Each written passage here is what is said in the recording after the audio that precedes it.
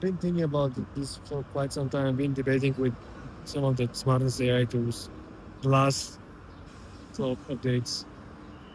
And I've been debating how the smartest people in the world, particularly the leaders, have actually won all the battles one on one or as a team, as a group of individuals.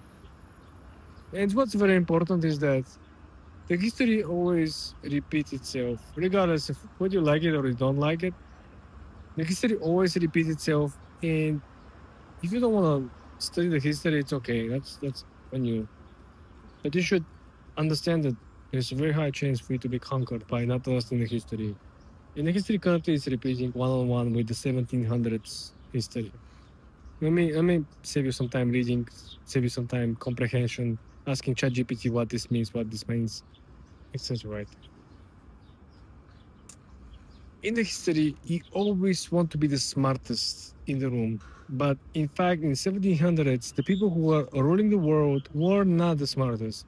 They were, in fact, surrounded by the smartest people in the world. They were surrounded by advisors, people who were war lords under the shadow. They were not publicly announced. They were not publicly scheduled to be the war leaders.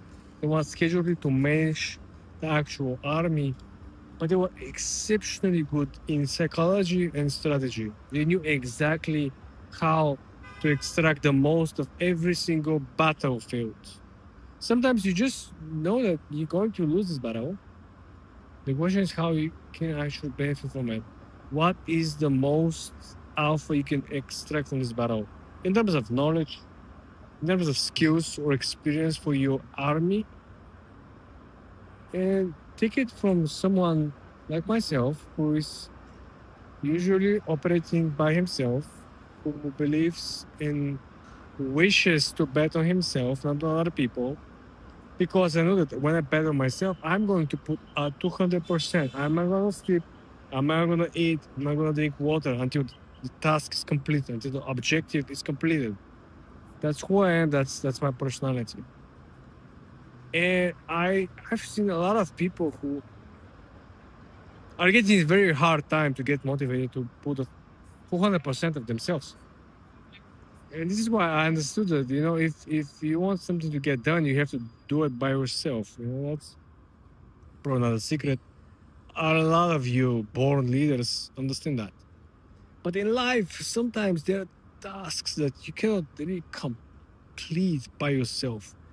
There's a multi-level strategy. Sometimes you just have to plan slowly and execute fast.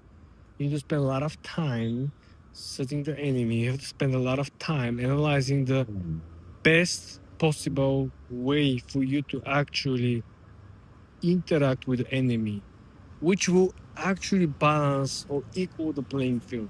Let's say you're fighting someone who is much stronger than you. Let's say there is Achilles who's trying to fight someone like Caesar, right? Who has a immense power of human bodies who will fight not only for him but who will fight for Rome as well.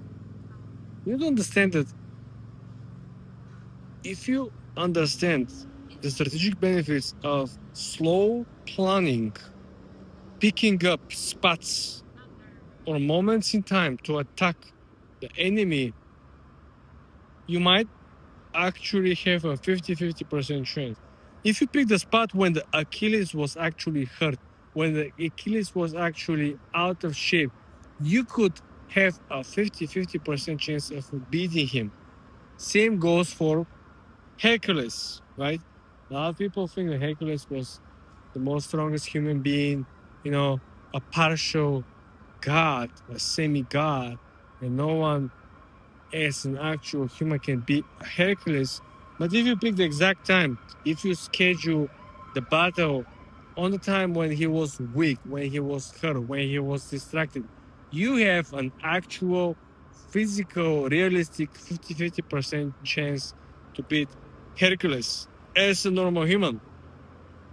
When you understand this, your your battlefield winning strategy as a leader of one or leaderless or leaderless army or leaderless of country completely changes. Let's take an example of country as North Korea, right? They have been trying a lot of experiments. They have been trying to launch rockets. They've been trying to launch nuclear weapons. But honestly, it's all buzz. They don't really believe that they can actually have accurate strikes on any country around the world. It's just nonsense.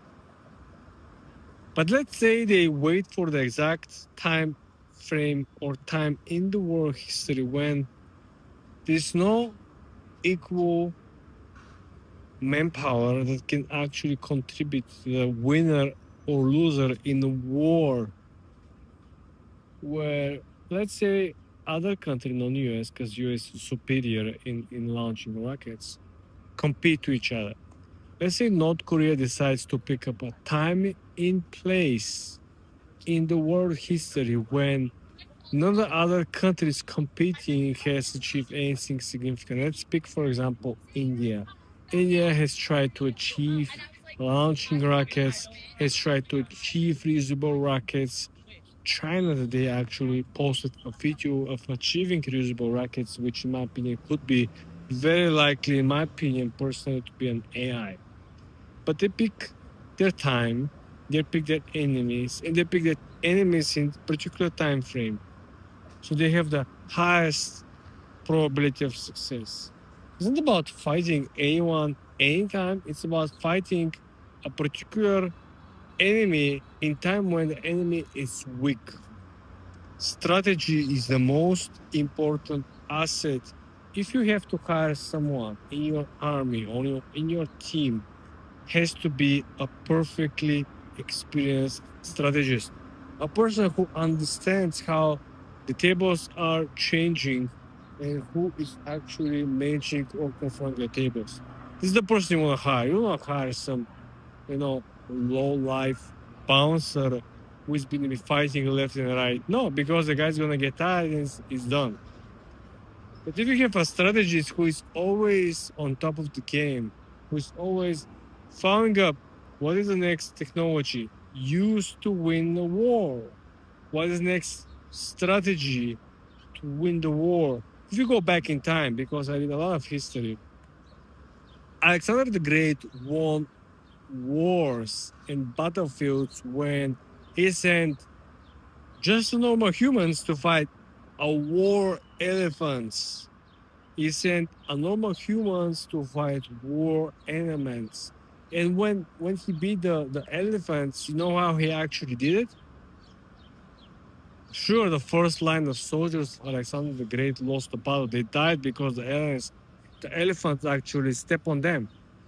But what happened next is the second line and the third line of his own army confused the elephants, and elephants went back and actually stepped over and killed majority of the original army that was fighting Alexander the Great. So the person who actually built the strategy of Alexander the Great army knew exactly how this is going to play out. He didn't say that, you know what, the first line of your army is gonna die. He just said that, you know what, you're going to win this war if you do this, this, and this. Find strategists for your business and keep them. Pay them well. Take a very good care of them. If before the salesperson or sales individuals in your company were the most important, now it's the strategists